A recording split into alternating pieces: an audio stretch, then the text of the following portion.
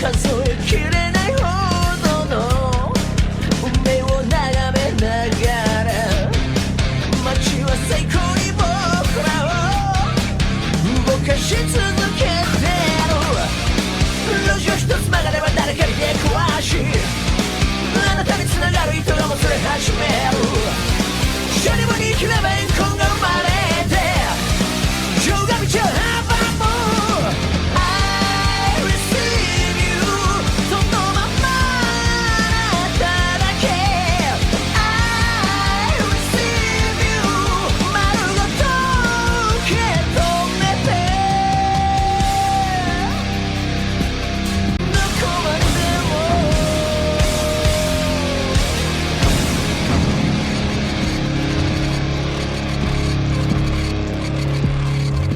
Okay, so what do you understand about Baldur's Gate at least? Do you know the IP? So I know the IP from the perspective of they released a couple games on the PS2 and GameCube and Xbox. So like the Baldur's Gate, it kind of played like Diablo, the ones I played. I think that was Dark Alliances 1 and 2. Yes, I believe that's correct. Yeah. Okay, so Baldur's Gate, the originals, came out in the late 90s.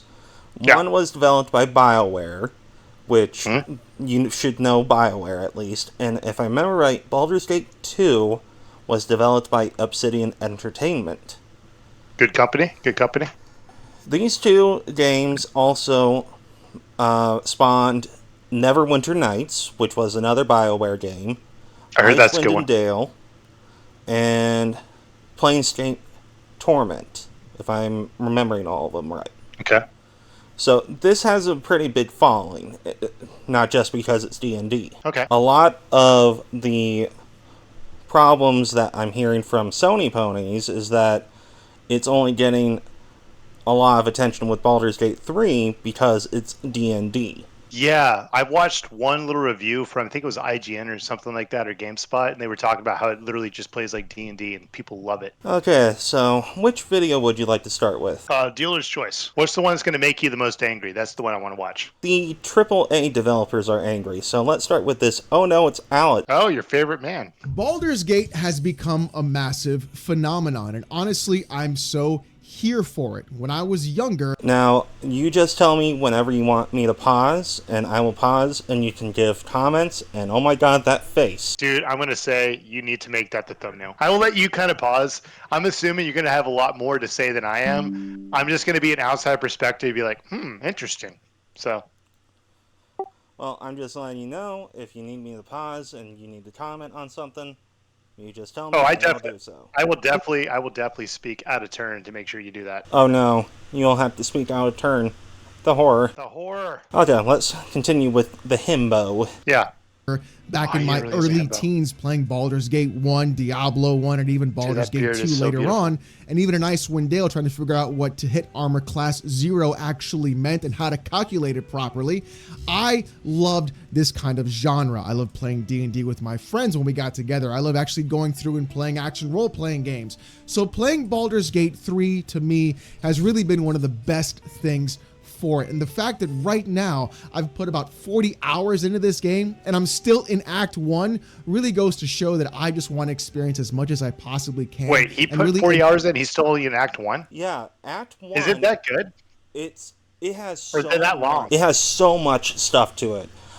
When I started the early access before it released, I put in maybe 8 hours, and I hadn't even scratched the surface of what all you can do in just early access. Dude, games like that, I love them, but they also overwhelm me, if you know what I mean. Baldur's There's just Gate- so much to do. It's like, what do I do? It can be very overwhelming, but thankfully Baldur's Gate 3 uses a very extensive waypoint system, so you can understand where you're supposed to go, and it has a very good map system. I'm going to say one thing about the screen that's right there right now. He's like, come to me. I'll keep you safe. Yeah, I don't know why my pausing is so... Dude, he just has those daddy vibes, bro. I still have yet to play the original Baldur's Gates, including Dark Alliance and even Diablo 1. But I know... I actually own Baldur's Gate also, because they released it on the Switch like freaking 3-4 years ago, and I just bought the collection. Yeah, I remember that they got ported over to the Switch. Yeah, and I should play them. Like, I mean, I'd be down to play if you want to freaking join me, like shotgun game with me. Yeah, maybe at one point. I mean, not like long term. Just like, hey, let's just do this one time. Let's see how this is. How does this add up? Maybe you can make fun of how bad I am at Baldur's Gate. I don't know. Well, from what I understand, the ports did not port over very well to consoles, but these are primarily originally PC games. I tried playing Baldur's Gate 3 on a controller, and that was kind of hard because there's so many menus you have to go through. I thought you were about to say there's so many menus you have to go through. I was going to be like, damn. Sorry. It's okay. Let's continue with the himbo. Engross myself with the role-playing of this game. Now, besides having some fantastic writing, really great lore that is canonical to Baldur's Gate 1 and 2 in general, and then just having all of the background of Larian from before with Divinity Original Sin 1 and 2, and the older Divinity games as well, this is a recipe for success. And on top of the fact that the game is feature complete, does not have any DLC planned, no microtransactions, and is $60, by the way, $10 less than what most AAA companies are trying to charge you, the game is literally sitting here as a shining beacon of a diamond on top of a massive pile of horribly shaped AAA dung. And really, yeah, he's not wrong with a lot of games being priced at $70 for quality. This game is actually a prime example of what that could be. From what I understand, a lot of AAA developers have been having a lot of issues with the standards being risen by this game. Yeah, whenever he mentioned the whole like $60 for the game, I got excited. Like I was like, "Holy crap, that's really good for a AAA game, especially a brand new one." Because I bought Red Dead Redemption 1 yesterday, and I had to pay $50 for that thing. Yeah, it's definitely worth the money for the most part, but it just feels way more than I should have paid. Yeah, the thing with Red Dead is that it's not a remaster or anything. From what I understand, it is a one-to-one port of the original 360 title, which on Xbox Series consoles got an upgrade where you get 60 frames per second and I believe upped resolutions. The resolutions I'm pretty sure I'm not right about, though. So from my understanding, it runs at 30 FPS on everything that it's on. It's just 30 locked. If you play the Xbox Series S or X, or even like the Xbox One or Xbox One X, whatever, or One X, whatever, and it upscales to 4K. Apparently, it does that on the PS4 Pro and the PS5. But yeah, it's literally just locked at 30 FPS. Like, and even then, it's checker box up resing. It's not even like actual 4K. They're just checker boxing it to like upscaling it essentially. Okay, so it's not true 4K. It's just upscaled. That's kind of stupid. Yeah, still looks good though. I mean, it looks good on my 4K monitor. But anyways. Yeah, the only thing with what Alice is saying here is that Baldur's Gate 3 is still being touted at $70 on the console ports. It's only $60 on PC. Interesting. Well, that makes sense too, because typically on now if it's like a physical console port, it makes sense. You're buying a physical thing, whatever. It costs money to make a disc, costs money to make this and that. Now, the download thing, this is the thing that gets me about these games, is that you're literally buying a game for the same price you could buy it physically. So I'm like, why don't you just buy it physically then? You know? Yeah, the thing with physical games, though, is a lot of the time you don't even get the full game. Prime example being Call of Duty Modern Warfare 2, the new one from 2022. The disc only has about 5 megabytes of data on it. Pretty much just... Wait, what? I'm sorry. Did you say megabytes? Yeah, megabytes. Megabytes. Yeah. It has enough data on it for the licensing. It's pretty much just a license for you to use your copy. You download all the rest of it. What? Yeah, it's really dumb. But most people are moving towards the era of online downloads for games, and physical's kind of still there. I really hope physical sticks around because it's so much more. Okay, the amount of times, a good example is, I don't know if you remember like a year ago, maybe a year and a half ago, whenever they were closing down the PSP store and the PS3 store for Sony. Yes, I remember that. It's a big thing that happened, and people were like, I can't get my games, this and that. Well, if you had physical, it doesn't really matter. Yeah, that's true. I remember that being a very big sticking point for Sony And they walked back on it, and they kept the PlayStation stores for, I believe, the Vita and the 3 open, but they shuttered the PSP stores. Yeah, that makes me sad. I love the PSP was such a great little console, man. I love that console. I didn't play the PSP, but I did like the PS3 with what they had on it. Then Nintendo did the shuttering of the Nintendo eShop for, I believe, the Wii, Wii U, and the DS. I think they did 3DS as well, didn't they? Yeah, they did that. And, yeah, that sucks, man. And there's currently no way to get all those games that were exclusive to the 3DS store. Unless you sell the 7C. Yeah, that's my big thing is that a lot of people are always like, man, why don't you just go digital? It's literally, I like looking at it on the shelf. That's the big thing. But also on top of that, I don't have to rely on the internet to download my game. I have the disc. I could do that. And while you did bring up a good point, a lot of times the whole game is on the disc or even the cartridge. Like, I'm pretty sure you know about the Nintendo Switch. They release a game. A good example is Capcom. They'll release like compilations and only have like 1 or 2 games on there, and you have to download the rest. It'll tell you like download code for the second half. Yeah, they do that. Yeah, Mega Man X Legacy Collection, and even the Mega Man Collection. Resident Evil 1 and 0. You like the actual cartridge only comes with 0. You have to download Resident Evil 1. If I remember right, the cartridges have varying levels of gigabytes, and I believe the highest level is maybe 25. Oh, it goes higher than that, dude. It's like up to like 64 or something like that. Like they have really big ones. Because The Witcher, this is a good thing about The Witcher. The Witcher 3 is actually all on the cartridge. Yeah, that's still a fantastic port, even onto more inferior hardware. That's amazing that they got all of Witcher 3 onto the Switch. Dude, this Hembo is just looking so good right now. Honestly, with digital games, I can see that the industry is moving towards that, but there's also the problem where most games are online only. What do they call it? They have a term for that. What is it called? Like a live service or whatever? Live service is usually the coined term for most of the time. Because of this live service model for all games, not just online games such as World of Warcraft or Final Fantasy XIV, you're seeing more issues with a lot of AAA games, such as Diablo 4 is starting to have a ton of issues now. Well, you remember that game Anthem? That was like a good example of like a live service game. Shit. Oh, Anthem was, oh my god. I played the beta for that before it released, and I ran into a bug that reset my character level to what the beta level was. It was supposed to be level 10, and so you got to experience most of the stuff.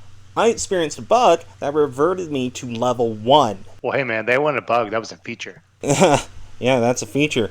Yeah, it's like No Man's Sky. You get to the center of the galaxy, and guess what, man? Start over. Do it all over again. Yeah, I remember No Man's Sky. That game got pushed out way too fucking early. I heard they fixed it pretty well, though. People are pretty happy with it nowadays. Yes, now that game is fantastic. It is wonderful. But when it launched, oh my god, that was a bad launch. Yeah, dude, it was so bad that I actually was on a planet where I was just making a shit ton of money, and I was just like, I got so bored with it. I was like, I'm done. I left the planet. Dude, I made so much money on that planet. I would run around, and obviously, like, there was the little robot things, little flying robot things. I would go around, and I'd find these, like, pearl orb things. I can't remember what they were in, but they were like little orbs. You know, I'd find them, and they sold for so much money. But the game was so empty, it had nothing to do. It got to the point that I was making boatloads of money, but I was just like, I'm bored. I don't want to do this anymore. Yeah, you know? The game has since been reworked a lot. It actually has more of a core narrative now. So you actually can have a little bit of story going on with the game now, too.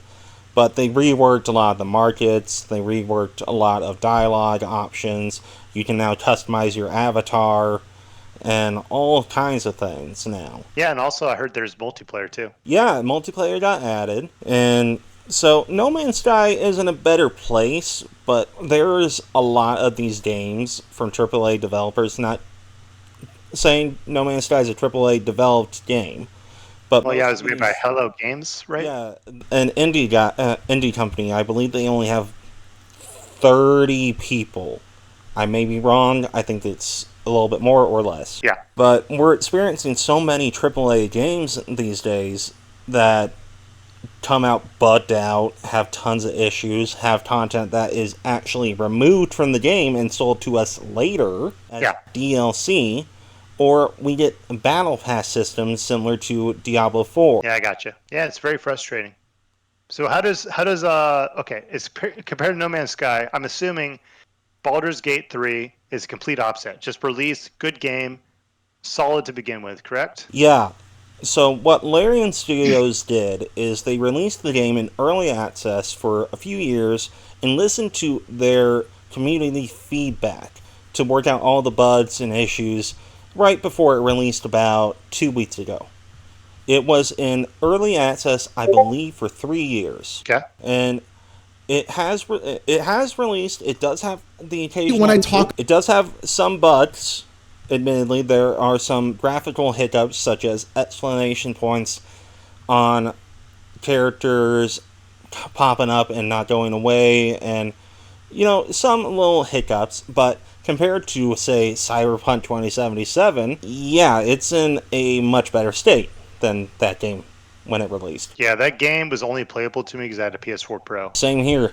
I didn't even touch Cyberpunk until I think maybe 2 months after it released because it was still that buggy. Well, you probably saved like freaking like $50 too. Well, I actually got the game for free because I was able to get a ton of gift cards and stuff. So what's Mr. Himbo here going to say? Let's see what he says, because that mouth is agape. talk about it like this and talk about games like this, AAA gaming has really become completely stagnant and really unable to provide what we used to have. And what Baldur's Gate 3 does is give us back the games we used to play. And when you really break it down, Baldur's Gate 3 isn't really doing anything new or groundbreaking. All they're actually doing is giving us a video game. And what's really insane is developers and publishers don't seem to understand that. See, Larian Studios doesn't really care about monthly active users or MAUs. They don't really care about engagement in the game. All they're caring about is, here is a game that we worked really hard on to give to you that you're going to enjoy, and by God, you're going to absolutely fucking enjoy it. And yeah, that's an issue with a lot of games these days, is they're not releasing the full thing because they want monthly active users, because it's a live service. Yeah, live service is just basically cancer in my opinion. I don't remember when it started, but I just know, I don't remember when it started, but I know it has just become it started with Destiny. Like that's like when it became really popular. It was with Destiny. With Destiny? Destiny, yes. Okay. Destiny 1 back in like 2015, maybe late 2014. That was the first game. Like there's obviously live service games before that, but that was the one that literally put it on the map. And everybody after that tried to copy Destiny so much, and they're trying to follow their model. And Destiny did a great job. They did a really good job. But the fact is, these people or these fucking developers keep trying to cut corners, and they keep trying to make their quote unquote live service games that they stop actually making the game, if you know what I mean. Yeah, there's, I actually saw this PowerPoint presentation on how Bungie currently does a lot of their game development. One of the core things I remember is that they are not building a bus to take us to new places. They are building a station, and any new ideas that go against this bus station get thrown out the wayside. From the sounds of it, they have developed this mentality of, oh no, we can't do a bunch of new stuff all at once. We have to do it over time. I mean, that makes sense to an extent, but also I don't want it to be to the point where like they're afraid to just try to do a couple of new things. Like I don't want them, because the thing about it is that what you said sounds really good, but it sounds like it's going to become gimmicky. We're going to focus on this one thing or these two things. It sounds good on paper, but you see it in practice with Destiny 2. Destiny 2 released Lightfall, and Lightfall was being touted as one of the biggest expansions, and it's going to start wrapping up the story and everything. It is unadulterated, overpriced filler. It is pointless. It is $50, and it's practically pointless. I am still happy I was able to get a discount. Dude, my honest outlook of Destiny 2 is waste of time, waste of my life. tried to play it. All it is I jump into a game with people. All they do is they bum rush to the end of the level, kill the boss. I get like maybe 10 kills. It is not a fun game to play. I do not enjoy it. I might have enjoyed it, or I might enjoy it if I was able to fucking figure out where the fuck I'm supposed to go. But yeah, like the way that they're doing it, I get what you're saying. Like, not what you're saying right now, but like what you were saying before. But for me, as a new player, man, it is fucking horseshit. Like, I can't get into Destiny 2, man. Yeah, it's daunting for a bunch of new players, especially returning players like me. I stopped playing the game a few years ago, and I got back into it because I heard all these things from people I talked to, and they put in all these different systems and make it very complicated on how items work, and it is extremely daunting. Yeah, daunting is a good word, but my really issue is just as a newer player or even like a returning player, I go into a fucking match or I go into like a mission and I have no clue where I'm going, and it's just people are just bum rushing to the end, killing every fucking enemy in the way, and it's just really frustrating because like I don't know where I'm going, I'm not having fun, I'm not getting kills. Like you think running around following people is fun? No, I want to get kills, I want to kill enemies, you know, I want to kill the boss, I want to do damage to stuff. But it's just this whole bum rush mentality. They've invented a game that is just like, okay, let's just speedrun every fucking level. Let's not enjoy anything. That is what Destiny 2 is to me. It's literally not fun. Let's just bum rush to the end. Let's kill everything on the way there. And if you fucking lag behind, well, sucks to be you. Have fun. And Pay that's us $100, unfortunate $200 to have all our fucking DLC. Fuck Yeah. Destiny 2. I hate that game. And trying to get all the DLC for Destiny 2 is more of a pain in the ass than it should be. They shouldn't do like what Final Fantasy XIV does. Buy the latest expansion, you have all the expansions, and you just need to grab the next expansion, and it's simplified. I only had to buy Endwalker for PC, and I had the entire series of expansions, and I was able to play through the entire story. Should be that simple. Yeah, should be that fucking simple, but gotta make that money. It's a live service game. That's how it works, man. Yeah, gotta make that money. Let's continue with, oh no, it's Alex. Really wild thing about all of this is that developers are in fact actually upset. Now, not all of them. There are quite a few who are really rallying behind this, by the way. Some developers are even saying, yes, we want more games like Baldur's Gate 3, or people trying to push to this kind of level because it does in fact help everybody else or make everyone else step their game up, which is what you really want. Pun intended, by the way. But unfortunately, it is not all about heaps and praise. We saw this in the past as well with Elden Ring, where so many developers were trying to figure out why the user experience wasn't up to their standard, even though their UX is honestly just icons vomited onto a map. But see, the whole thing really came to a... Yeah, I remember that being a lot of complaints from developers when Elden Ring came out last year. The mentality of a more minimal user interface instead of what all these other developers do, such as with Ubisoft games, just flooding the entire screen with information. I think a good example of that is you know Wolfenstein, whatever. Yeah, however you I know pronounce it. Wolfenstein's. I know of the Old Blood, New Order, and the second one. I haven't played Youngblood, but I have seen the experience. Whatever is the one that has the two chicks you play as. Yeah, that's. I tried to play that. Yeah, I tried to play that with my friend, my Australian friend, and who you know.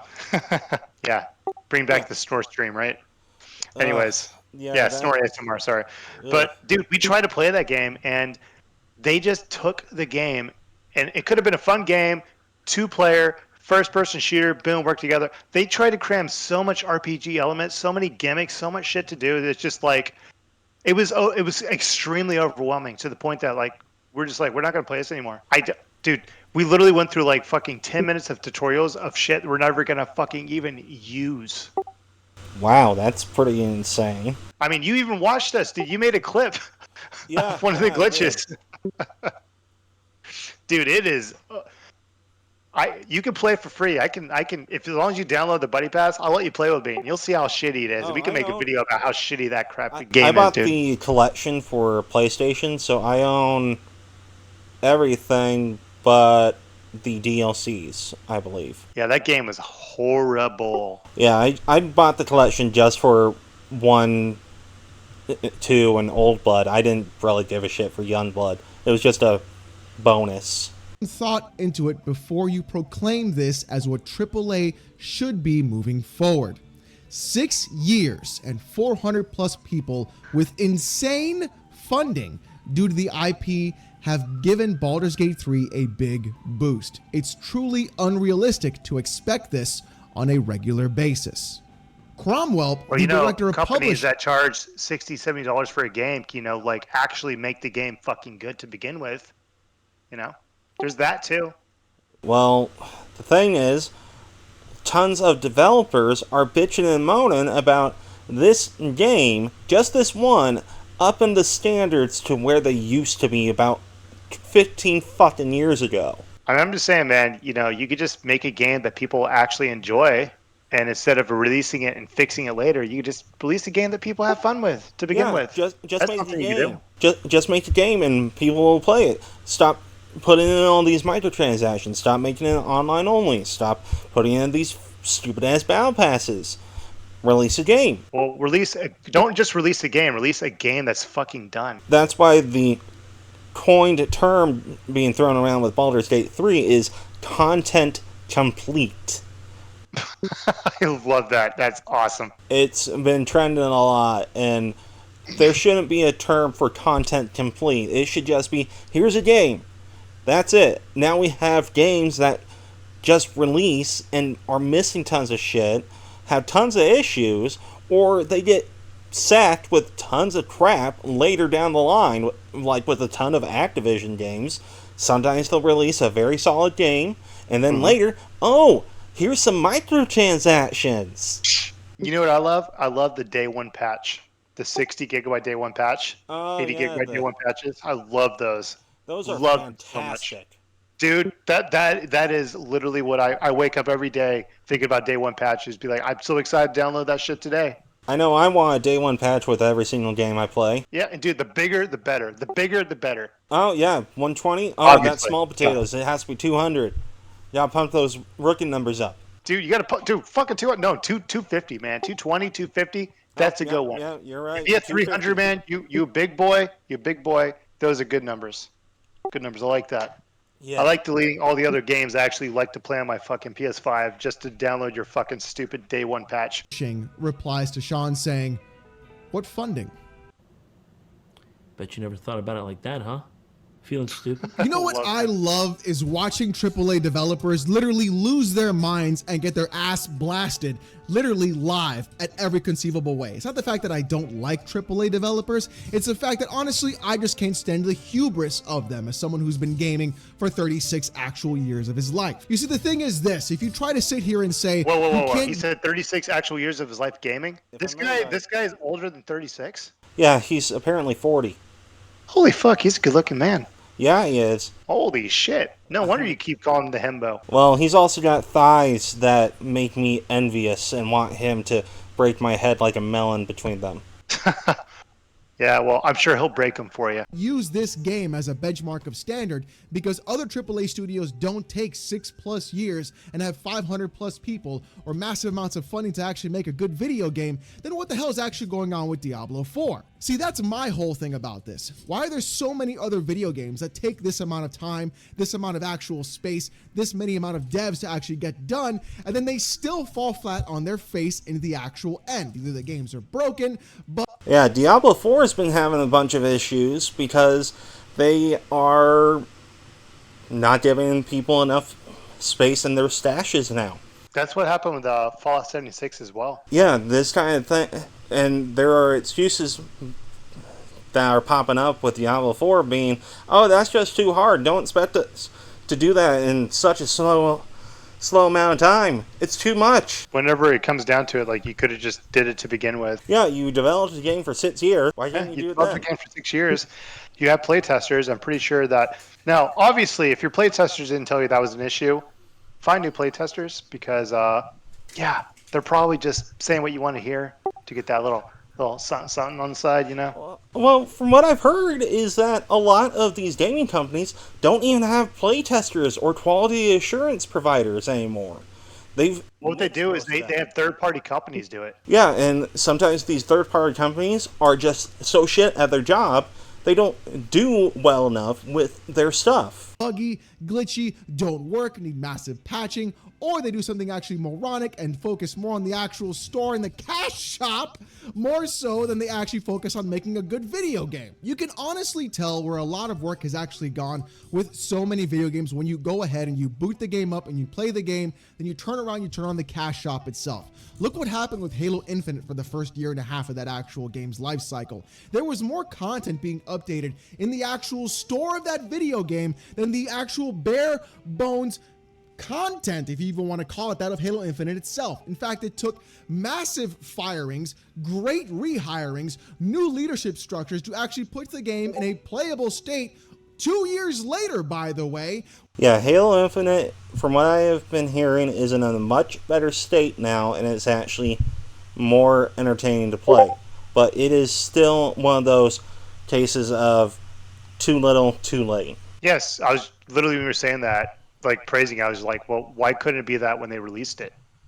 Even if it was like half of what you're saying about it now when released, that would have been better than what probably ended up happening. Because like, I get it, bugs happen, unforeseeable stuff happens, but this whole I'm going to release a game and just we'll fix it later. And that's the thing, is like, I don't think these companies think we're going to fix it later. They just think we're going to release it, people will be fine with this, and they get shit on for it, and they're like, well, what the hell, man? Or they release it and go, oh yeah, we'll fix it later, but we want to get your money first. Yeah, give us money for the DLC, because the DLC is what's going to really fix it. Or give us money for the shop, and maybe we'll fix it sooner. Do you ever watch Internet Historian? I know of Internet Historian. I don't think I've actually watched it. Oh gosh, I'm gonna link his video to you later tonight.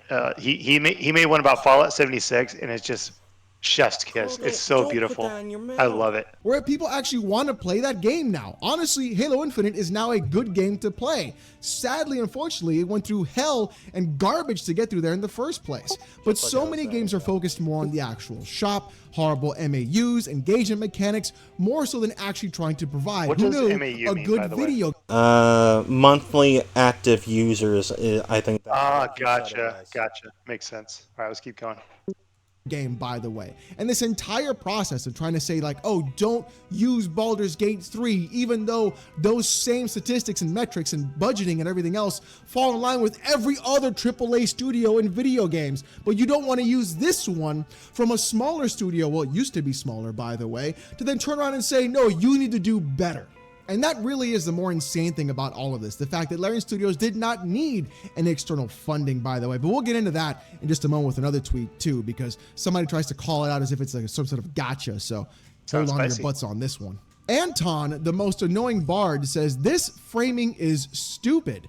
But the one thing about Baldur's Gate 3's success that does sadden me as a developer is that there doesn't seem to have been any substantive tech or process breakthrough to enable it.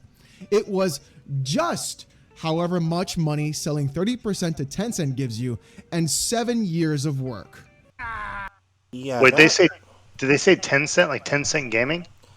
Yeah, apparently they own a little bit of Larian, but they do not have creative or direct control over Larian.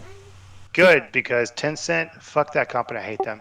Yeah, they have a lot of games under their and companies under their umbrella. Yeah, they are not a good company at all. Dude, literally, like, it was PlayerUnknown Battlegrounds. They literally ripped, like, they own, I guess, a stake in the company that made it, and they literally just stole the game, released it in China, and instead of, like, when you shoot people, instead of them dying, they just get on the ground, like, they, like, wave or something like that, and then disappear. But it's literally PlayerUnknown Battlegrounds on the phone, phone version, and they literally just ripped it off. Tencent Games. Yeah, I remember that. Yeah. It was something like that, right? Like when you die in the game, the character like literally just like waves at you and then just turns on like the gas or like goes away or something like that or disappears. Yeah, it was something like that. I remember something like that, at least. The saline from your Saltier Ducks energizes my ego. Remember when I talked about the funding? That's right, Larian sold 30% of their company to Tencent. Now, granted, I am not a fan of Tencent myself. In fact, Me neither, one of man. my favorite developers, Grinding I like Games, this guy is more and pretty more much the more he wholly talks. owned by Tencent. Yeah, Alex is great. Dude, Alex is my new spirit animal. He is my new himbo guilty pleasure, hands down. Yeah, he's always fun to watch. Because of this. And really, there have been some concerns with that on my end because I love Path of Exile. But the thing is this, Grinding Games has done really fantastic work in their game itself, and they continue to do so in their game itself with a very small, limited team. The thing is, Anton, the amount of money that is given to them by Tencent, being sold to 30% of their actual company, really is irrelevant when you look at what publishers actually pay actual developers for these games. These games are funded through and through by hundreds of millions of dollars. So trying to sit here and say, well, you sold 30% to Tencent, therefore you have the ability to do it. Why does every other AAA game company get a pass then? Call of Duty gets a pass, even though they're published by Activision. Diablo 4, again, I'm bringing this into the fold because it is a recent example of why games. Yeah, they're all both of them are owned by Activision. And they're bullshit games, apparently. Yeah, and I've never really been a fan of Call of Duty. I liked some of the campaigns, Yeah. but at most of the time, the Call of Duty games have just gotten worse and worse with each entry. And then there's the Diablo series, which had its very tumultuous time with Diablo 3. I remember the controversies around Diablo 3. Oh, you could buy actual items with real money. That's fucked up, man. Yeah, and now that's more the norm, thanks Activision. Yeah, my thing with like the whole what were we talking about? Call of Duty is they're fun games. Yeah. They were fun 10 years ago, but they really haven't changed a lot in over 10 years. It's literally the same game, and like my friends for the longest time would try to get me to play Call of Duty with them, play Warzone, all this shit, and I would just be like, no, I don't want to do it. It's fucking boring. It's fucking boring. I told them, like, I would rather watch you play a single player game and I just watch you play it while you stream it. That's more fun to me than playing Call of Duty because it's the same game pretty much every year. Yes, there are little changes. They add a little bit here and there. They change a little bit of the mechanics, but dude, it's the same fucking game. Nothing has changed. If I were to go play Modern Warfare 2 on my fucking PS3 or Xbox 360, it's basically going to be more fun than what I'm going to play today in Call of Duty. And it's going to be the exact same game. It's just going to be more fun. Yeah, I'm kind of the same opinion here. I even had a bunch of friends who were obsessed with Call of Duty games to the point that was the only game they ever played. And no other games could top Call of Duty Modern Warfare 2. That's what sucked about when COVID started, man, is all my friends just wanted to play fucking Warzone or Call of Duty. I was like, dude, it's so fucking boring. And like, one of my friends was so trapped in it. And eventually, it sounds kind of weird, but I'm so glad that he realized that his friends were fucking toxic fucking players to the point he doesn't play anymore. And now he's hit me up to watch him play Cyberpunk. He's hit me up to watch him play The Last of Us. He's hit me up to watch him play these other games. I'm like, dude, I would rather watch you play a single player game and I'll comment with you and we'll have fun, shoot the shit. But I'm not going to play Call of Duty. That game is fucking boring. It's the same game. It's been the same game for more than 10 years. It's been the same game for like 15 years, to be honest. I mean, it's the same fucking game. Yeah, the only thing that ever really changed with Call of Duty was the storylines. And I liked some of the campaigns in a lot of the Call of Duty games. That's why I still revisit Call of Duty Modern Warfare, Modern Warfare 1. I like that campaign. That was one of the last good ones. Good too. Black Ops 1 was fucking amazing. And even the new Modern Warfare campaign, yeah, it's still kind of meh, but it's still good. It's the multiplayer that I don't like. Games with more money don't really mean it's going to be a good thing. But again, you own yourself in your little own tweet. The fact that you say that it is just hard work and just money really goes to show that what the fuck is the AAA industry even actually doing? The fact that we actually have real developers apparently in this field of work, who knew, by the way, that could actually do something productive, put it out. He points out something that I just remembered. Diablo 4 had over 9,000 people developing it, at least working on it. Interesting. 9,000 people, and it's in the state it is in. Well, and the issue with it right now is like the game runs for the most part kind of fine, but it's just not fun. Is that correct? Well, I have heard that the campaign and the gameplay is solid, but because of it being online all the time, Yeah. it needs servers. And these servers, Okay. when they crash, you are completely booted out from the game, and sometimes this will corrupt your characters. Oh shit, that sounds horrible. There was one guy that got to the end game, got max level, got all these really good items and stuff, and he had a server crash, and his character was deleted. That is horrible. And then Blizzard started doing these seasons of such and such, and the first season that happened, I think started this month, Okay. has been a total dumpster fire too. And then there's these very scummy tactics that they use for the UI, where people who bought the premium version of the game, which comes with a battle pass that you can activate whenever you want, there is no "Are you sure you want to activate this?" prompt. It just activates it, and if you don't mean to click on it. Nice. Yeah, it's fantastic stuff. Just, wonderful. All I hear is ka-ching. Yeah, I hear money, money, money, money, and I hear all the screams of frustration in the background. Right and feature complete, while every other AAA developer just can't wrap their fucking head around it on how come this game works out of the box, even though it's fully done. How did they take 7 years, even though we also took 7 years? You really just don't understand it. The fact that it is, in fact, just hard work and actually caring about a product that really just goes to show you that maybe AAA development isn't really doing the right thing now, is it? And the fact that so many other indie developers... Yeah, maybe AAA development is more focused on just making money than actually making a good fucking product. That's Yeah, crazy, it man. has become Hopefully he's not realizing that right now, because that's been going on for fucking years, bro. It started about 10 years ago and has just been getting worse and worse and worse. You know, the really popular game, or the big one where it was like, hey, you get the ending if you buy the DLC. Remember that game? Oh, I don't Xbox exclusive. Xbox exclusive. You know this one. Come on. Zombies. Oh man, it Zombies. sounds familiar. Frank West. Dead Rising. 4. Yeah. You couldn't get the ending unless you bought the DLC. Apparently. Yeah, when they re-released Dead Rising 4 as Frank's big package, it had all the DLC and stuff built in, but Yeah. that game was inherently flawed. I hated it. I remember hearing about the game and they're like, you can't even get the ending unless you buy the DLC. Yeah, you had to buy the DLC to get the... You had to pay extra money for the ending of the game. You couldn't get the ending unless you paid extra money on top of the fucking AAA fucking $60 game you just fucking bought. And the thing is, the ending that you buy is worse than the base game ending. Spoil it for me. Tell me what happened. What happened? Give me the base ending and give me the spoiled ending.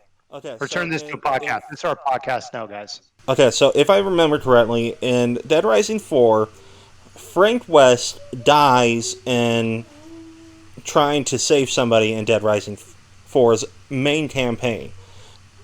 So what happens is he comes back to life as a zombie in the DLC ending, and you play as Frank Zombie, which is kind of cool in concept, but very poorly executed. And so what happens is you have to cure him, and so you play that campaign and you cure Frank West, and it has multiple endings or something. It was short and very stupid. I may be misremembering because I haven't played the fourth one in years, but I would say don't get the fourth one, just buy the third one, or even the two prior to it. Yeah, the third one was pretty fun. I had fun playing that one. Yeah, I really liked the third one. I liked it so much that I even bought it for my PC too. I only own it on PC, actually. Yeah, I liked it a lot more than 4. But this is what's been going on with a lot of AAA games, is that they release the full game, and then it turns out, oh wait, this is not the full game. If you want the full game, you gotta pay extra. Developers out now, by the way. 1 or 2 man teams are going out and upstanding AAA devs as well. Really goes to show that what the fuck is even happening in AAA development. The fact that there are people actually working harder and doing better work than most AAA studios really goes to show that this entire thing is nothing more than a deck of cards ready to collapse on itself. And you know what? Just we're going backwards in your own tweet. There's no substantive breakthrough You're like, I need to speed this shit up. in tech. I got this kids to take care of. Which really just goes to show then the process and the tech is actually fine. You can't blame it on that either. What you can blame it on is the actual laziness, the incorrect management, and the fact that development studios and publishers don't know what the fuck they're doing half the time. Or should I say like 80% of the time. Or 90%. I'm gonna go 90% of the time. All the time. The fact that you guys even launch a game in the first place is honest. Basically, AAA devs are almost 100%, or at least 99.999999998% of the time, do not know what the fuck they are doing. Well, I'm pretty sure the people that are actually making the game know what the fuck they're doing, but the fucking people Yeah, that the devs. the devs know what they're doing, but the people that are in charge of the company or the people that have the higher stakes when it comes to stocks and like the stockholders, like that's the shit that's fucking these games up. I'm pretty sure. That's what a lot of the speculations for a lot of the degradation of AAA game quality has contributed to, is people that don't care about the product, but they care about the money.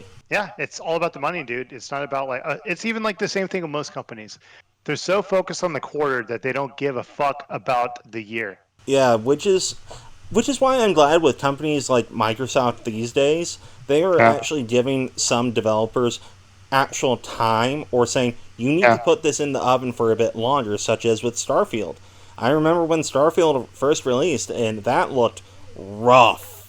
Like, really fucking rough. The best way I could put it is, like, you ever heard that, like, question where, like, hey, would you rather have $1 million now or have a penny that doubles every single day, and every penny that doubles from that doubles again? And if you do the math, like, within, like, a month, you'll have, like, $1 bajillion. Like, literally, companies nowadays, they're the ones like, $1 million right now. I don't give a fuck about the future. $1 million right now. Happy right now. At the future, even though they tout live service, we're gonna keep adding stuff as time goes on, and new stuff will pop up, and be worth your money. Yeah. And then, nope. Okay, we're releasing the next game. Everything resets, like with the yearly releases of NFL games from EA. You mean Madden? Yeah, the Madden games. Yeah. How about NBA 2K? That one's good. You remember the time they released NBA 2K and people realized they were using, on the PC, they were using the exact same little thumbnail for like the little app. What's the word I'm looking for? They used the same little freaking, God, what's the fucking word? Icon. Yeah, the exact same icon from the year before. And it was literally the exact same game. They just updated the roster. That was all they did. They just updated the roster. Yeah, I've heard about that stuff. I have never gotten into sports games, but oh my god, the sports games have been like this for years, and now sports games were only good back on the SNES and maybe like N64. After that, it started becoming money grubbing. We're gonna get money, blah blah. It's not about the game anymore. It's about just fucking making money. And it's the same thing in Call of Duty. It's the same game every fucking year. They maybe change the maps a little bit, but when it comes to like NBA 2K and fucking Madden, it's the exact same goddamn fucking game. It's nothing different. Maybe 1 or 2 different things. Update the UI, update the rosters, update some things, but it is almost always the. You are being very liberal with the word update. I wouldn't even call it update. I would just be like, advanced. I wouldn't call it an update either. It's pretty much, we're porting this to a new system. We're porting this. We're moving the game somewhere else, and we're calling it, instead of Madden 23, we're calling it Madden 25. Yeah, so is that same game that you've been getting for years with some new bells and whistles that were in these games at least 15 years ago. And by bells and whistles, we mean we updated the stats of the players, and we added 1 or 2 because they got drafted this year. Yes, sir. And if you buy this Battle Pass, you'll get 2 bonus people for your money back. Not for your money back, as long as you pay us the DLC. But we're not going to give you a refund. See, ridiculous, by the way. Yeah, oh my god. Yeah, the more I think about it, I was being too liberal with update. You know, it's funny because like as this goes on longer and longer, and we get like into detail about certain things, like you start off like, yeah, blah blah blah, and I can just hear like in your voice, you're like, ugh, I can just hear the pain in your voice. Yeah, the more I talk about these things, the more I remember how painful they are. By the way, Rafal Abretsky says, as a developer, I confirm I'm extremely panicked after Baldur's Gate's success, mostly because we released Phantom Liberty in 44 days and I'm constantly tempted to play Baldur's. I have absolutely no clue why the fuck you're even talking, Rafal. Literally, you are the last person to make any sort of sarcastic remark or tweet about the state of a video game's launch or what's being worked on in the game itself. The last fucking person or the last team of developers that should even open their fucking mouth is you of CD Projekt Red. The last set of people. Same with EA and the Jedi Survivors team. Shush, don't say a word. Same with any other development team that has come out recently in the last year of 2023, 2022, putting out a game that has been nothing but a bug-riddled garbage mess. The fact that you have the actual testicular fortitude and audacity to open your fucking mouth and sarcastically quip, oh, I'm so panicked that I can't play Baldur's Gate because we gotta release the new expansion for Cyberpunk, even though the game still doesn't fucking run right 3 years actually later from release. But then you turn around. Well, it runs pretty decent. I played it. runs a lot It runs better pretty now. decent now. It runs really well now, actually. But it's true, he's trying to be sarcastic or whatever the fuck, and he has no room to stand when he helped release one of the worst hyped game releases of all time with Cyberpunk. And it is This guy? now working. Yeah, if I Wait, remember was he right- like a cyberpunk apologist? Oh, he's talking about the guy on the left. On the left. Gotcha. Yeah, I gotcha. think this guy is. I thought you were talking about. I developer. thought you were talking about Himbo Daddy. Oh no, I was I'm like, not no, talking about himbo, him? but, I'm No. not talking about the himbo. And try to be like Himbo does no wrong. be like, oh, we're so much. Oh, we have to shut the fuck up. You should do what Larian Studios did. You know what they did? They shut the fuck up and they made the fucking video game. Take a hint. Colonizer Supreme. That's a fucking Twitter handle. The really weird thing about all of this is that no one mentions that they had 3 years of early access to get bugs out. Stop! I did speak to him last night. He told me the whole story. It sounded like Safari 2.0. I mean, Safari 2.0. No! Okay, first of all, now we're going to be okay with early access, or we're using early access as a crutch to get bugs out. So then you're telling me that AAA studios don't bug test their games. That's what we're doing? That's what we're going to do here? If you're going to put bad faith arguments on that. Honestly, if more games did what Baldur's Gate 3 did with early access and actually listened to their audience, gave them a lot of what the end product is going to be like, and listen to their community to get all the bugs out, all the glitches, all the issues, Yeah. maybe we wouldn't have so many games that release with so many fucking bugs. Well, dude, they're not bugs. They're features. Oh yeah, they're features. Everything you don't need new games. You only need the options of them. Here's an option to have a working game in performance mode. Oh, too bad, it doesn't actually work. It just crashes your game. Yeah, dude. I like the term performance mode because there's like performance mode and there's fidelity. And I've noticed when it comes to like fidelity modes of these games, it's like, dude, they run like utter dog shit. I always have to use Fidelity mode is performance. a fucking joke. I'm just saying that. Well, dude, it's just I don't have a freaking 4K TV anymore to like play it on. I have a 4K monitor, doesn't have HDR, but I'll tell you this: I've been playing, as you've seen, The Last of Us Part 1, PS5, and I try to play fidelity, man. That is not 30 frames per second. If that is, then I'm spoiled by 60 because, dude, that is definitely not half 60 frames per Then second. there are games that are releasing with fidelity modes and performance modes, and the performance mode barely hits 30 or 60 sometimes. Most recently, Final Fantasy 16. I switched it to performance mode, and it barely hits 40. Hey, man, it's a feature. Yeah, it's a feature. It's a feature. I'd rather have a creature feature at this point. Them, I'll put a bad faith argument on you too then. Because your argument is stating that AAA developers don't have the ability to bug test their games. Oh, but when they release in early access, they have so many more people to test it and they can get feedback. That's the point of early access, by the way. Oh my God. The whole reason to do early access is so you have the ability to do so. But the thing is, it's a gamble for the purchaser to go into early access. It isn't like they got Baldur's Gate 3 for free by going into early access. They still had to pay for the game. Those people who purchased that early access copy had to sit there through all those bugs to give that feedback for them. So you can't sit here and be like, oh, early access is a great benefit for people. Because not everybody wants to shout a full price for a game for a promise of a game that may not even fucking come out. Because how many times have games been in early access that totally get floundered, flopped, or become actual scams? So you can't sit here and use that as some sort of like benefit for them and some reason as to why the game came out feature complete. Early access has nothing to do with that, by the way. That's true. A lot of games that released in early access, when they released fully, were absolute ass. Yeah, early access is it's a good thing to do, but also on top of this, there's a lot of games that literally would do the early access thing, but they're hopefully you know where I'm going with this. They'll literally be like, "Oh, we'll do early access," but the game isn't even like remotely even halfway done. They're just using it as a way just to make money. Steam is like really horrible about that shit. There's a lot of games like that are all over Steam, which has given the stigma of early access as this awful idea to do for most games, which is why I'm glad games like Baldur's Gate 3 used early access as it's supposed to work. The reason why people like the game is because it's actually done, is because it respects the player's time, is because it provides a good narrative, gameplay mechanics, storyline, graphics. The bugs from early access are only a small part of that issue, by the way. You can't sit here and say that was the only thing and the only reason, because you're a fucking idiot. NSC Webs says developers aren't panicking about quote-unquote new expectations. Everything I've seen has been related to questioning the sustainability of making titles this large. Baldur's Gate 3 was in development for 6 years, involved a team of 400 plus, and had funding from one of the largest IPs out there. Yeah, Baldur's Gate 3 did not get funding directly from D&D. I don't know why this kind of topic keeps being thrown around. Because it's very, very close to D&D. I think, because like I said, when I watch the reviews and stuff like that, they're literally comparing it to D&D. It's very D&D-esque. Baldur's Gate 3 uses the 5th edition heavily modified for the basis of its gameplay. So you are playing a D&D game, but it is modified for Baldur's Gate because it is a video game. Hey man, my friend knows how to modify the game better than anybody else. You know that from first perspective. Yeah, that's true. And that's all I'll say on that matter.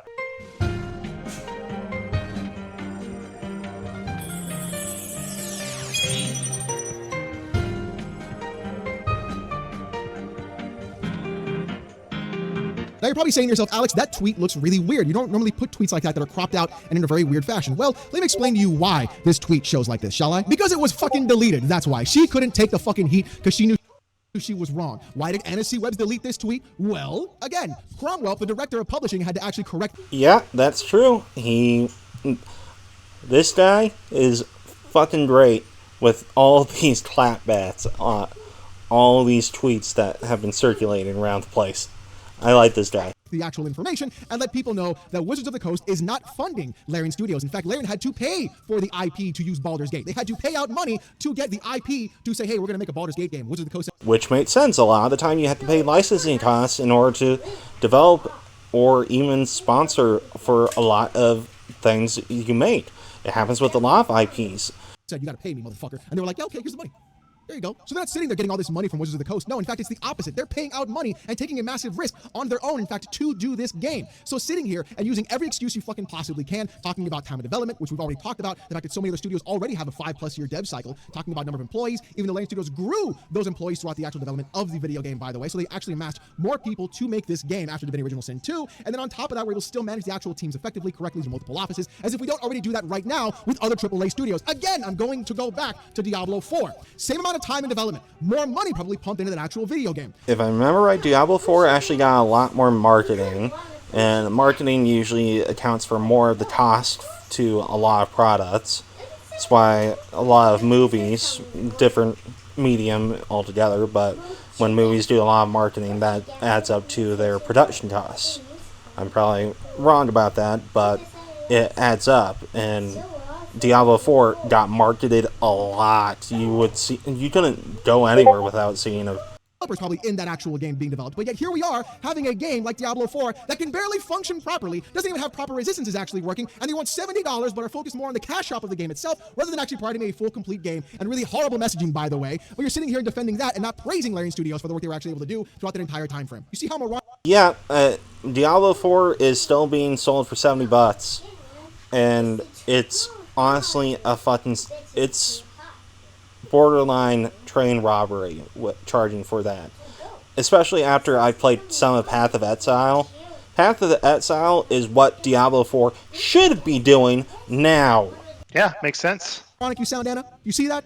But look, here's going to be my whole take on this entire thing. I am ecstatic for games like Baldur's Gate. If it wasn't for games like Baldur's Gate, there would be a massive issue in the entire gaming space. You see, people want one thing and one thing only. They want good video games. And what is a good video game? A game that does not waste the player's time. A game that has good mechanics. A game that is attached to a specific type of genre. A game that focuses on the players of that genre and know what those players actually want and are trying to enjoy, whether it'll entice new people to that genre or even bring back some old.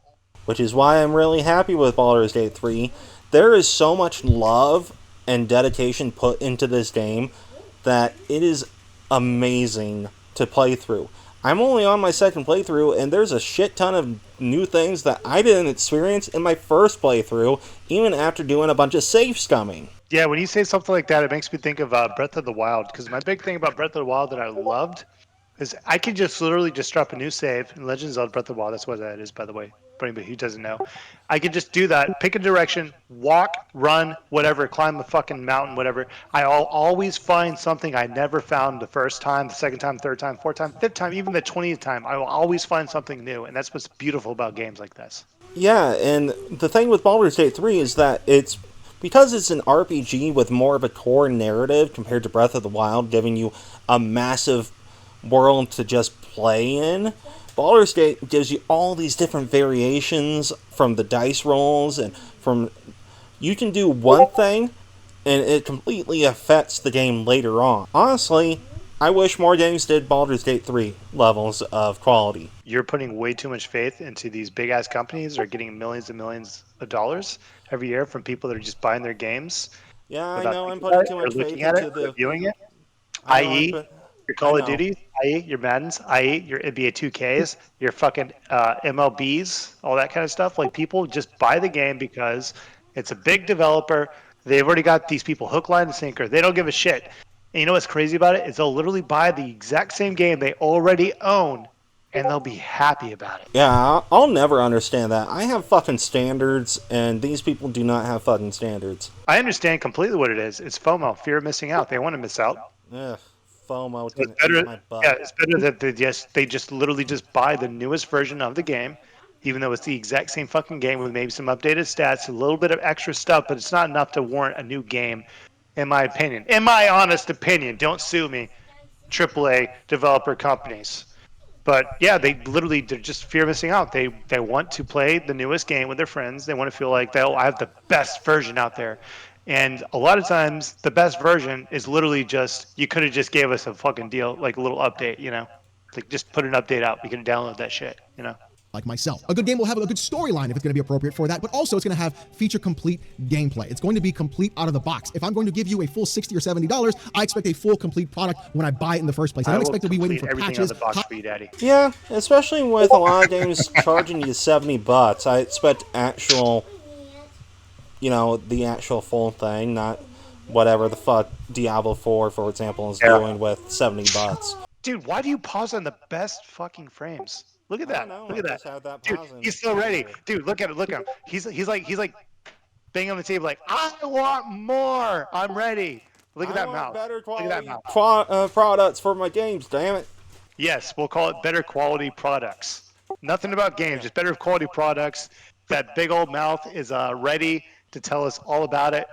All right, let's do it. Fixes, updates, content, things being worked, things not being worked on. Oh, we missed this entire game-breaking bug during the entire development thing. We're going to fix it in a few months' time. Jedi Survivor still hasn't been fixed on PC, by the way, if you could fucking imagine that from its release, but they want to make a PS4 version. So think about that for 5 seconds and have your brain explode like in Oh yeah, I almost forgot. Jedi Survivor is being backported to the Xbox One and PS4. Really? Yeah, it's barely working on current gen consoles, and they want to port them backwards. Really? Yep, I wish I was joking. It's actually it's actually happening apparently. So they're okay. The new one that just came out that people were pooping on, right? Jedi By Survivor. pooping, I mean the other word. In one of the worst states a game could possibly release in. So what was wrong with it? Because I know a lot of people talked about the game. Like, like it was just glitches, bugs, wasn't working. Was it just not like a good game to begin with? Like, what was the issue? Because I hadn't really looked into it. For me, from what I could see, it was not very optimized. So there would be a ton of stuttering. Yeah. There would be a bunch of graphical hiccups. You could. There was also a lot of physics hiccups, and it just had so many issues when it released. It apparently the best version was for the PlayStation, and the worst version was PC. Apparently, the PC version was even worse. Always the PC version, man. Well, the thing is, PC is supposed to be the best for most games, but you see it with a lot of these AAA developers or people that develop for games. They do not take into account all the different consoles. Well, in their defense, it is kind of hard to make a PC game good because you don't really know the hardware that's going to be in the PC. Now, when it comes to a console like an Xbox, PlayStation, even Nintendo Switch, whatever, you know the exact hardware you're using. It's the same across the board. You know, obviously there's your PS4 Pros, your Xbox Series S's and X's, your Xbox One X's and stuff like that. But the thing is, most of these But for the most part, you know what you're developing for. When it comes to the PCs, though, like you don't really know. Like you might have a fucking PC that has a badass graphics card, but not enough RAM. You might have a lot of RAM, but not a good enough graphics card. You might not have a good enough processor. But So it's the just, thing is, I can see that. Are Yeah. made on PCs. I mean, they're made on PCs, but doesn't just because they're made on a PC doesn't mean they're optimized for the PC, though. That's true.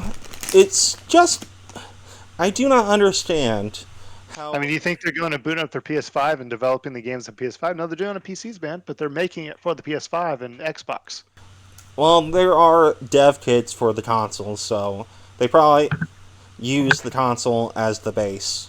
So I could see that. Yeah, that's what I'm saying. It's like you know what you're working with. You know exactly what's going. Johnny Mnemonic. And really, Baldur's Gate isn't doing anything new or special. It's really just bringing back what we had in the past. It's bringing back games being complete. It's bringing back games being made by labor of love. It's bringing back games just wanting to be the one thing they've always wanted to be. Video games, not cash shops, not MAUs, not engagement numbers, just a simple video game. And nobody fucking understands it because game developers think they know more than actual people who actually play the video games just because they get to put a couple of semicolons in C++ and then work from there. Now, I know I'm being a bit of a dick in that moment, by the way. I know nobody uses C++ anymore, for Christ's sake. This shows how old I am. And the semicolon thing, only a few guys will get that joke, by the way. You'll be all right. But the thing is this, though. We're tired of being talked down to. We're tired of being shown that we don't know any better, even though many of us have been gaming longer than most developers have actually been alive, because we know the kind of games we want. Yet still, we're not being given those games. And all I want is to be happy buying a video game and knowing that people who truly care about either the IP, the genre, or the actual game itself really worked on this, and I want it to be shown, and I want it to be celebrated. But the thing is, so many AAA developers don't understand that when a game like Baldur's Gate rises above everything else, what actually rises with Baldur's Gate is the floor of everything else. Because if other development studios try to hit the actual mark that Baldur's Gate is targeting, even if they fall short, they are still leagues ahead of the current crop of garbage we have right now. Which I'm glad Baldur's Gate 3 is being very well received with. I'm just hearing so many of these AAA developers saying, oh yeah, we just can't do that. Stop holding us to that standard. Stop holding us to the standard that we have like millions of dollars, because we definitely do, but we're not going to use them. I don't get why there is such stagnation with whatever the fuck these AAA devs are doing compared to indie devs. There's the Vampire Survivor dev who is just one fucking person that made a good game that people love and it's fun to watch. It's a fantastic game. The DLCs are fantastic too. They add a shit ton of content. I just do not understand why these AAA devs have this mentality of, yeah, we just can't do that. Stop expecting us to meet that standard. Well, the thing you have to keep doing is don't listen to them when they say that shit. Keep pushing, because guess what? They'll fix it. You think okay, I know No Man's Sky is a bad example because they're a small studio and all that stuff, but they got a bunch of shit for that. And they got all this shit and they fixed it. Same thing with CD Projekt Red. They released, Cyberpunk 2077. Didn't work, kind of a shit game. It was a fun game, but it was a shit game. Too many fucking bugs, too many things going wrong. Guess what? They got a bunch of shit. They fixed it. This whole don't hold us to the standard. No, hold them to the standard. They're going to say that shit all goddamn day. The thing that you would look for is whenever they're being held to that standard, are they going to go back and fucking fix the goddamn game? Because a lot of these fucking AAA developers will not do it.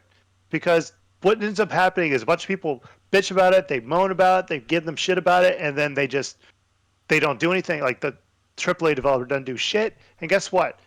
People just forget about it. And then the game just, you know what I mean? Wipe my hands. All right, cool. We already made a couple $1 million in this game. No need to fix it. Or there will be games that remove content that they said they will release with For example, is Halo Infinite was supposed to have couch co-op released at some point last year, and then 343 said, "Oh yeah, that's just not possible." And then Oh, it was definitely possible. Oh, You yeah, know it's how I know it's definitely possible? possible. Because it was on the fucking regular Xbox, man. You could do this shit. It's easy. And then there's a more recent example with Overwatch 2. It was being touted as 2 because it was going to introduce story element content. Yes, PvE or and whatever. That got right? removed. Yes. Dude, I hate... you're making me so worked up. Oh, man. I will never understand why these developers are doing the way things that they are doing. They are saying things. I will tell and you then not exactly what following they're up doing with them. because they're getting the money now, and they don't have to fucking fix it because they already have your goddamn money. Yeah, it always comes back to money. Why do I forget that? Maybe it's because I have a high standard for all these people that develop things that I've grown up with for most of my life. I'm gonna say one name. Do you recognize this name? Peter Molyneux. Sounds familiar. Have you ever heard of a video game called Fable? Yeah. Yes. I It's remember a Peter him. Molyneux effect. Was promised now, so we get the fucking money, and when it comes out, like, oh well, I didn't promise that. Yeah, he Right, overpromised and very yeah. much under-delivered with much of his stuff. Oh my god, dude, we should make a video talk about Milo in the future. It was like an AI thing that was supposed to be for like the Xbox Connect. I don't know if you heard about this, but it's like a AI little boy you could like interact with. He was supposed to like react to you like in real time, but it was like Yes, I biggest remember that. It was promise.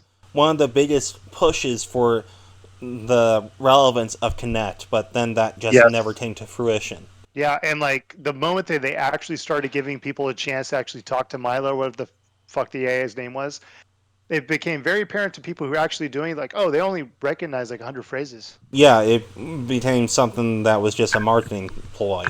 Kinect sucked Peter ass Molyneux. too. It's the big ticket no one is actually understanding, and any of these devs don't actually understand or get. The fact that you're sitting here and you're complaining about aiming for a higher target, when in reality, aiming for that target is going to make you a better developer. It's going to make you a better game. It's going to make you happier customers who actually want to buy your product. Yet nobody seems to fucking figure that out in their two-celled cranium mind, because they're too worried about somebody doing better and not worried about ourselves getting better, small incrementally over a long period of time over those 6 years. But instead, you rather bitch and complain on Twitter, which is all you're actually good for, by the way, which is like games today suck. More videos like this, by the way. Just more videos of me expressing my thoughts on the gaming industry, more gaming news, PC port reviews, Steam Deck videos, emulation content, fanboy videos, as well as Yeah, he does a lot of good stuff outside of just these videos. His Steam Deck stuff is really good too. live streams on Saturday. Well, dude, I could definitely tell you from Twitter, you are very passionate about this band. Well, yeah, I have a bunch of pictures saved. You have a bunch of pictures saved, and they are all gold. Yeah. I'm just like, dude, this guy, Battle Puppet loves this guy. This guy must be golden. Yeah, That's why I'm like, he's friend, fun. foe, like, you need to tell me what you're doing, because like, I can't tell what you're doing, because like, it seems like you like him, but I don't know. Is this what the whole thing on Twitter where like people were making Metacritic, I guess, profiles or like users, or they were making like new accounts so they can review bomb a certain game? Was this the game they wanted to review bomb? No, with the Metacritic accounts going on Twitter was with Starfield, if I remember right. People review bomb Starfield, from what I am hearing. Little did they know, it's literally just going to put it in the fucking headlines and people are just going to buy the game because they're like, oh, what's going on here? Yeah, Remember what happened with the people- fucking whole Hogwarts Legacy? Yeah, Like, I oh, they're remember fucking when anti-trans. Hogwarts Legacy came Dude, out. they sold so many fucking, so many fucking games. You know, on top of that, the thing that's funny about it is one of the first characters you meet in the game, guess what they are? Trans. Yeah. Literally, one of the first characters you meet is a trans woman. It's just like, you can't write this shit, man. Hey, everybody in this video, you should go subscribe to Battle Puppet. And don't forget to And you should- subscribe to Alt and Slice.